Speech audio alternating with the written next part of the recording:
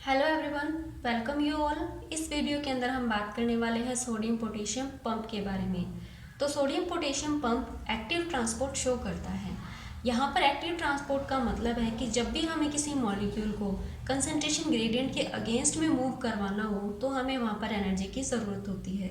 और ये जो एनर्जी है वो आती है एटीपी के हाइड्रोलाइसिस से। और इस तरीके के ट्रांसपोर्ट को हम एक्टिव ट्रांसपोर्ट बोलते हैं। तो एक्टिव ट्रांसपोर्ट का मतलब है कि जब हमें किसी मॉलिक्यूल को मूव करवाने के लिए एनर्जी की ज़रूरत पड़े तो हम उसे एक्टिव ट्रांसपोर्ट बोलते हैं। तो ये देखा हमने एक्टिव ट्रांसपोर्ट क्या होता है। अब अगर हम सोडियम पोटेशियम पंप के अंदर इस एक्टिव ट्रांसपोर्ट की बात करें तो जब हमें सोडियम या पोटेशियम आयन को कंसंट्रेशन ग्रेडियंट के अगेंस्ट में मूव करवाना होगा इस पंप के थ्रू, तो हमें वहाँ पर एनर्जी की ज़रूरत होगी जो कि एटीपी के हाइड्रोलाइसिस से मिलेगी। तो इसलिए हमने इस सोडियम पोटेशियम पंप को एक्टिव ट्रांसपोर्ट बोला है। नेक्स्ट हम जानते हैं कि जो सेल है वो एक कंसंट्रेशन ग्रेडियंट मेंटेन करके रखती है। मतलब जैसे कि मान लीजिए ये सेल मेम्ब्रेन है। सेल मेम्ब्रेन अपने अंदर की तरफ नेगेटिव इलेक्ट्रिक पोटेंशियल मेंटेन करके रखेगी और इसकी वजह से बाहर है वो पॉजिटिव है जो पोटेंशियल क्रिएट हो जाता है। तो इस तरीके से जो पॉजिटिव नेगेटिव है ये इस तरीके से कंसंट्रेशन ग्रेडियंट मेंटेन रहता है। और ये जो कंसंट्रेशन ग्रेडियंट मेंटेन करने के लिए एक पंप की ज़रूरत होती है जिसे हम एटीपीएस बोलते हैं। और ये पंप है वो लोकेट होता है सेल मेम्ब्रेन पर। ये एक्टिवेट किया जाता है सोडियम और पोटेशियम के द्वारा, इसलिए हम इस पंप को सोडियम पोटेशियम पंप बोलते हैं। तो ये हमने एक छोटा सा इंट्रोडक्शन देखा सोडियम पोटेशियम पंप का।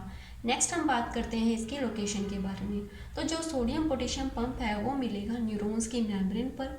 न्यूरॉन्स की मेम्ब्रेन पर इस पंप की वजह से जो पॉजिटिव चार्ज है वो बाहर की तरफ और जो नेगेटिव चार्ज है वो अंदर की तरफ मेंटेन हो जाता है और ये हेल्प करता है इम्पल्स के ट्रांसफ़र के अंदर।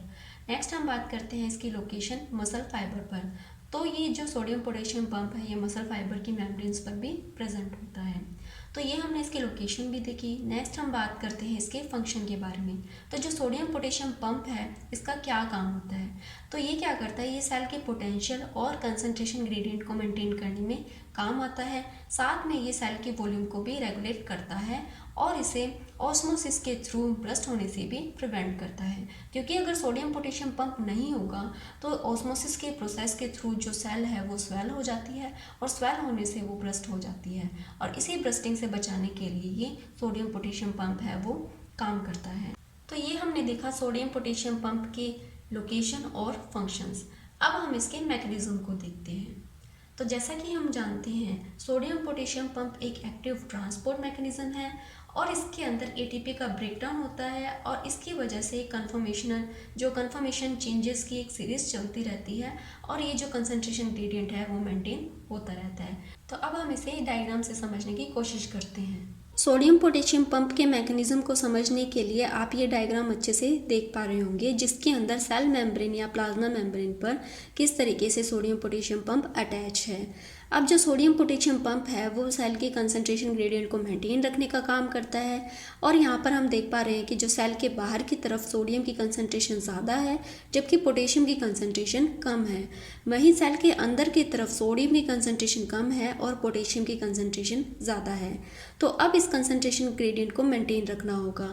इसके लिए सेल के अंदर से 3 सोडियम आयन जाकर इस एटीपीएस से बाइंड हो जाते हैं और इस एटीपीएस से बाइंड होकर कुछ कन्फर्मेशनल चेंजेस आते हैं जिसके अंदर एनर्जी की रिक्वायरमेंट होती है। तो अब हम यहाँ पर देखेंगे कि जो एटीपी है उसका हाइड्रोलाइसिस होता है। एटीपी के हाइड्रोलाइसिस से एडीपी और साथ में एक फॉस्फेट ग्रुप है वो बनता है। अब ये जो फॉस्फेट ग्रुप है इससे अटैच हो जाता है, इस पंप का फॉस्फोराइलेशन हो जाता है। फॉस्फोराइलेशन होने की वजह से पंप के अंदर कुछ कन्फर्मेशनल चेंजेस आते हैं जो इस तरीके से दिखाई देते हैं। इसके अंदर अब कन्फर्मेशनल चेंजेस आने की वजह से ये जो कन्फर्मेशन है वो सोडियम के प्रति कम एफिनिटी रखती है और इसी वजह से यहाँ से सोडियम है वो डिटैच हो जाते हैं। जबकि ये कन्फर्मेशन पोटेशियम के प्रति ज़्यादा हाई एफिनिटी रखती है तो बाहर की तरफ से पोटेशियम आयन आकर इस कन्फर्मेशन के अंदर अटैच हो जाते हैं। इस कन्फर्मेशन में जब पोटेशियम आयन इसमें अटैच हो जाता है, बाइंड हो जाता है, उसके बाद में वापस से ये जो फॉस्फेट ग्रुप है वो इससे डिटैच हो जाता है जिसकी वजह से जो ये कन्फर्मेशन है वापस से पहले वाले जैसे चेंज हो जाती है।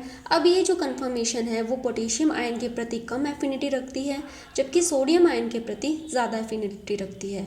इसलिए कम एफिनिटी रखने के कारण यहाँ से पोटेशियम आयन डिटैच हो जाते हैं और वापस से यहाँ पर साइटोप्लाज्म में से 3 सोडियम आयन आकर अटैच होंगे और वापस से ये प्रोसेस है वो कंटिन्यू रहती है।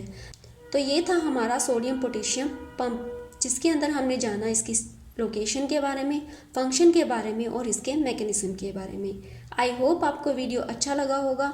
अगर वीडियो अच्छा लगा तो please like, share and subscribe कीजिए। Thank you.